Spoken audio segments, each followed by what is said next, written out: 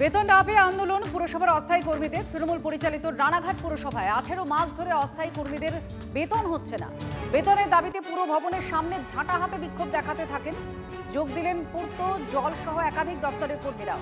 কোষাগারে অর্থ নেই, সেজন্য বেতন হচ্ছে না সাফাই পুর কর্তৃপক্ষের।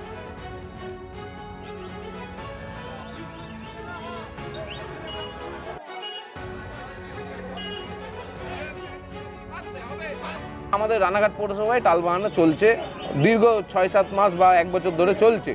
সেই মাইনেটা আমাদের এখন পরিষ্কার করে দিতে হবে। এমনি একটা রাজনৈতিক সমস্যা এখন আছে, তার জন্য মাইনে তো আমাদের দিতে হবে। এখন মাইনে না দিলে এই লোকগুলো চলবে কি করে? আপনারা কারা? আমরা সব রানাঘাট পৌরসভার অস্থায়ী কর্মচারী আছে, আমরা সবাই অস্থায়ী কর্মচারী, কেউ কনজারভেন্সি, কেউ পিডাব্লিউডি।